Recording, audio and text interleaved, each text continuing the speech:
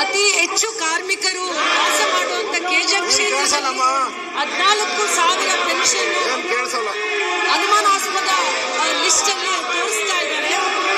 ಈಗ 32,000 income certificate ಅಂತ ಹೇಳಿದ್ದಾರೆ.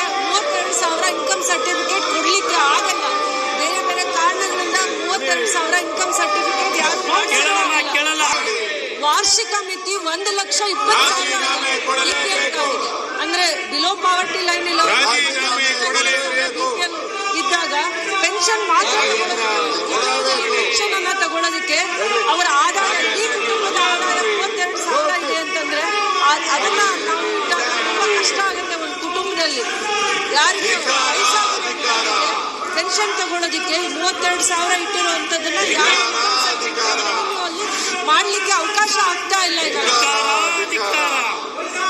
ಆನ್ಲೈನ್ ಅಲ್ಲಿ ಸಬ್ಮಿಟ್ ಮಾಡ್ಬೇಕಾಗುತ್ತೆ. ಆನ್ಲೈನ್ ಆಪ್ ಅದನ್ನ ಅಕ್ಸೆಪ್ಟ್ ಮಾಡ್ತಾ ಇಲ್ಲ. ಹಿಂದೆ ಇನ್ಕಮ್ ಸರ್ಟಿಫಿಕೇಟ್ ಮಾಡಿಸಿದ್ದಾರೆ. ಈ ಕಾಲಮಿತಿಯಲ್ಲಿ ತಗೋಬೇಕು ಅಂತ ಎಷ್ಟೋ ಜನರಿಗೆ, ಅವಿದ್ಯಾವಂತರಿಗೆ, ಬಡವರಿಗೆ, ವಯಸ್ಸಾಗಿರೋರಿಗೆ ಈ ಗೈಡ್ ಲೈನ್ಸ್ ಇನ್ನೂ ಅರ್ಥ ಆಗಿಲ್ಲ. ಏನು ಸರ್ಕಾರ ಹೊಸ ಆದೇಶ ಮಾಡಿದೆ ಅದರ ಅರಿವು ಅವರಿಗಿಲ್ಲ. ಅಧ್ಯಕ್ಷೆ, ಬಹಳ ಒಂದು ಪ್ರಾಮುಖ್ಯವಾದಂತ ಪ್ರಶ್ನೆಯನ್ನ ಶ್ರೀಮತಿ ರಾಜೀನಾಮೆ ಮಾಡಲಾಗಿ ಸುಮಾರು 23,14,544 ಸಂದೇಹಾಸ್ಪದ ಫಲಾನುಭವಿಗಳನ್ನು ಗುರುತಿಸಿದ್ದಾರೆ. ಈಗಾಗಲೇ ನಾವು ಅವರಿಗೆ ವೆರಿಫಿಕೇಶನ್ ಮಾಡಿದ ನಂತರ ಸರ್ಟಿಫಿಕೇಟ್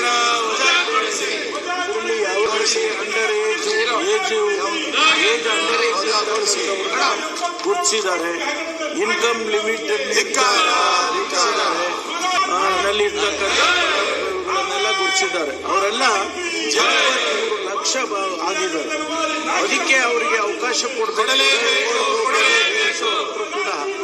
ಕೂಡ 73,000 ಜನ ರೆಕಾರ್ಡ್ಸ್ ಅನ್ನು ಕೊಡೋದಕ್ಕೆ ಅವರು ತಯಾರಿಲ್ಲ. ನಮಗೆ BPL ಅವರಿಗೆ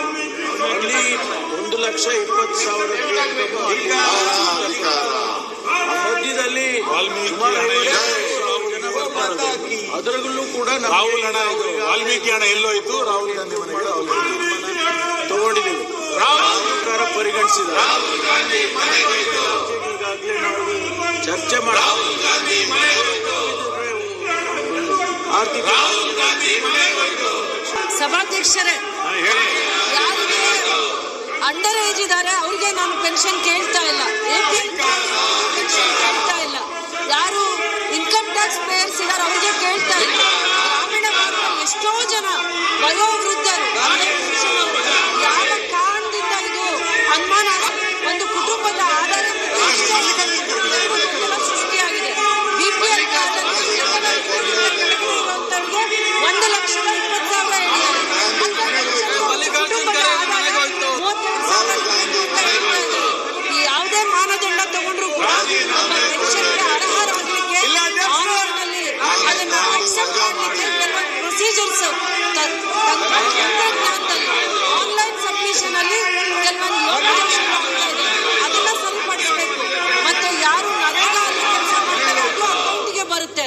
ನರೇಗಾ ಅಲ್ಲಿ ಯಾರು ಕೆಲಸ ಮಾಡ್ತಾರೆ ಅವ್ರದ್ದು ಅಕೌಂಟ್ಗೆ ಬರೋದ್ರಿಂದ ಅದು ಕೂಡ ಗೊಂದಲ ಆಗುತ್ತೆ. ಯಾರ ಮನೆಯಲ್ಲಿ ಪ್ರೈವೇಟ್ ಕಂಪನಿಗೆ ಕೆಲಸಕ್ಕೆ ಹೋಗ್ತಾರೆ ಆ ಆದಾಯ ನೋಡ್ಕೊಂಡು ಪೆನ್ಷನ್ ನ ನಿಲ್ಸಿದ್ದಾರೆ.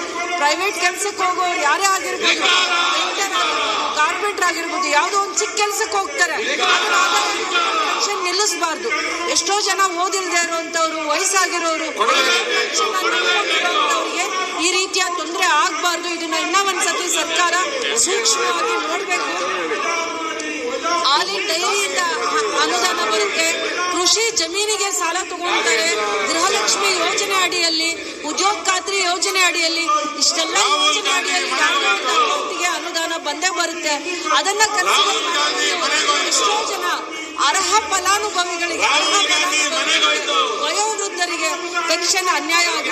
ಈ ರಾಜ್ಯದಲ್ಲಿ ನನ್ನ ಕ್ಷೇತ್ರದಲ್ಲಿ ಜಾಸ್ತಿ ಜನಸಂಖ್ಯೆಗೆ ಅನುಮಾನಾಸ್ಪದವಾಗಿ ಪೆನ್ಷನ್ 5 ತಿಂಗಳಿಂದ ನಿಂತಿದೆ. 5 ತಿಂಗಳಿಂದ ಕಳೆದ 5 ತಿಂಗಳಿಂದ ಅದನ್ನು ಮುಖ್ಯಮಂತ್ರಿಗಳು ಸೂಕ್ತವಾಗಿರುವಂತ ನಿರ್ಧಾರ ತಗೋಬೇಕು ಅಂತ ನಾನು ನಿಮ್ಮ ಮುಖಾಂತರ ನಾನು ಮನವಿ ಮಾಡ್ತೀನಿ.